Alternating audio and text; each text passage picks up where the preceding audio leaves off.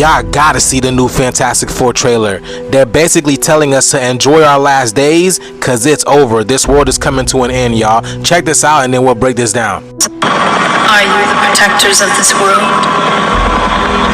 Yes, we are. Your planet is now marked for death. Your world will be consumed by the Devourer.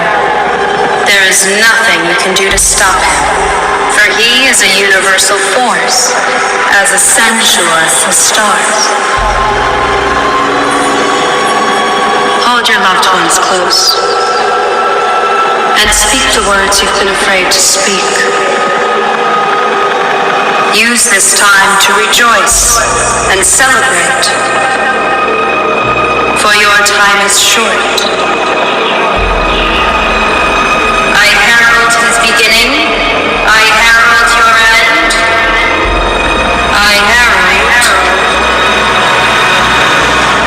Galactus. Alright, now, so let's break this down. So y'all can clearly see the role of Silver Surfer has been switched over to a woman now. So y'all gotta understand what Silver Surfer represents. You can clearly tell that Silver Surfer is not from this planet and that she came from outer space somewhere. She's made of this shiny material, metallic substance. This shiny metallic material is allegorical for Mercury. And what is Mercury, or who is Mercury? Well, Mercury is the messenger of the gods. Mercury also represents communication, movement, connection, just like Hermes Trismegistus, who travels between worlds and carry messengers from the god. Mercury is also used in thermometers, and thermometers tell you when it's getting hot, and this is exactly what's happening on the planet right now. So the divine feminine energy is carrying a message, and ironically speaking, we just had Uranus move into Gemini. Uranus is known as the Great Awakener. It is the planet of revolution, chaos, innovation, downloads, and sudden shifts. And coincidentally, it's like a stick shift. This rules the higher mind, astrology, quantum leaps. This is all about electricity, so we are getting charged up.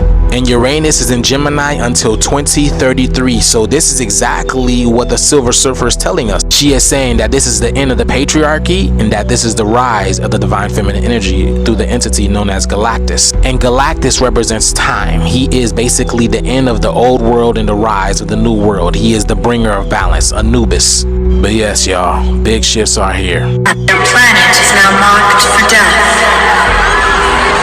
Your world will be consumed by the Devourer. There is nothing you can do to stop him, for he is a universal force, as essential as the stars.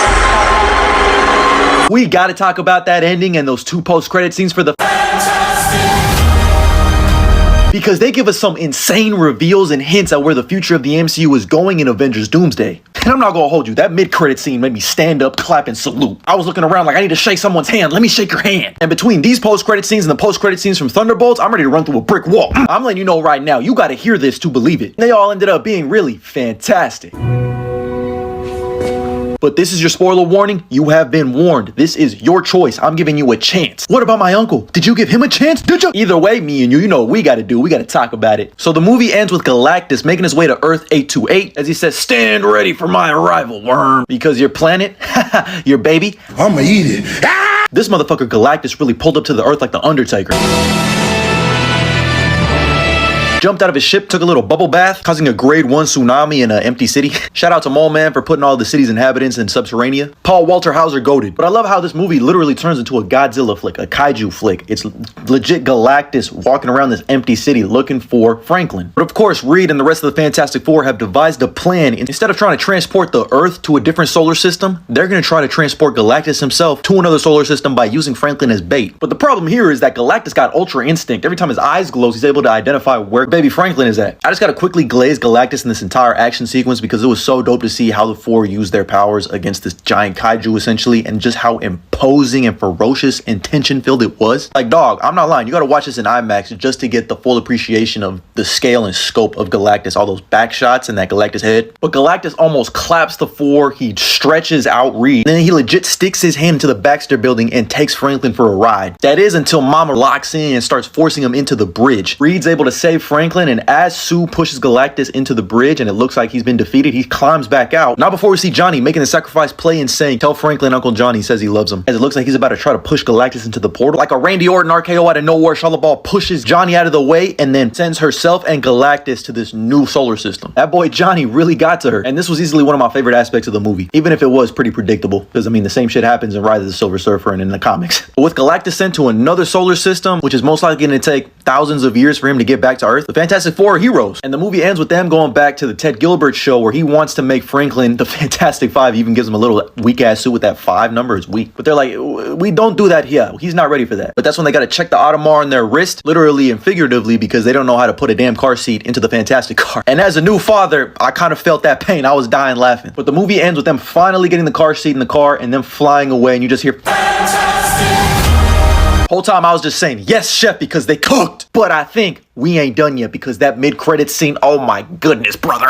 In the mid-credit scene, we pick up 4 years later with a 5-year-old Franklin Richards and Sue Storm just hanging out as she's trying to read him some books. And of course, it's like the most smart shit ever because they know he has powers. Oh yeah, I almost forgot to mention that Franklin Richards brings back Sue Storm, who died for like a half second. I thought it was so cute when he started clapping when she got back to life. That was adorable. But Sue leaves him on a couch in the living room as she goes to the kitchen to go get another book or whatever. But as she comes back, she notices a presence, a disturbance in the force. And as we slowly pan past their TV, all we see is a green cloaked figure looking at or probably talking to Franklin. The camera slowly pans down to him having a mask in his hand, and it's a metal Doom mask. Doom! You looking for this? The baby's sleeping.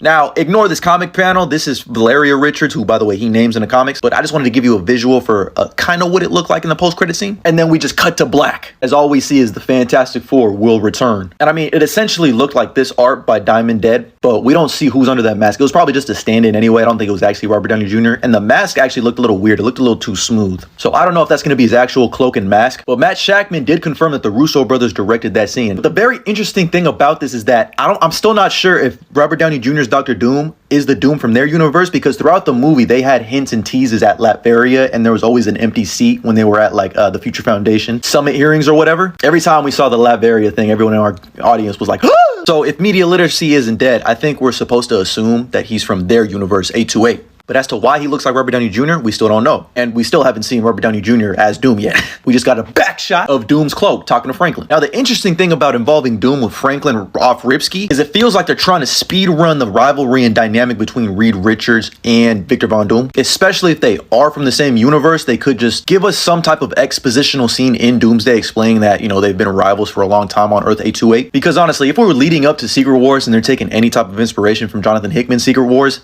them not having the rivalry between, like, the core of that conflict between Reed and Victor Von Doom is going to be a miss. Oh yeah, by the way, this is something that I sort of called like a couple months ago when I made this YouTube video. So now I'm starting to think I know how Doom is going to end up being God Emperor Doom in Secret Wars. I initially thought that they were going to be adapting Children's Crusade in Doomsday, and he would team up with the Scarlet Witch, who has, you know, reality warping power. But I guess they're definitely going to keep her dead for the time being. What better character to use than the omnipotent fucking mutant Franklin Richards himself? So now I'm starting to think that Franklin Richards is going to be taking the Molecule Man role from the Secret Wars run. I had theorized that I thought maybe it could be Sentry, since he's known to manipulate molecules in the Dark Avengers run. But I still think Doom's endgame, or Doom's doomsday, is to get to Loki's throne, since he's the one who has the ultimate power holding the multiverse together at the tree. I'm assuming Loki's going to take the place of the Beyonders, unless they actually do adapt the Beyonders and Molecule Man, but that would feel really shoehorned. I'm just saying it would be very convenient for Doom to have a throne, the same throne that Loki was going after his entire character arc in the MCU. Oh my god, my phone is hot. But now that begs the question of how this connects with the Thunderbolts post-credit scene, where we saw the Fantastic Four ship pull up to Earth 1999999, which by the way was 14 months later since the end of Thunderbolts, and 4 years later for the Fantastic Four on Earth 828. I know a lot of people theorize that this could be Doom and the Fantastic Four ship, and yeah, that could be the case, but I still feel like Doom takes Franklin at the end of that post-credit scene, and they're just trying to find Franklin across the multiverse. Which should explain why we got Alan Cumming, who plays Nightcrawler, saying that he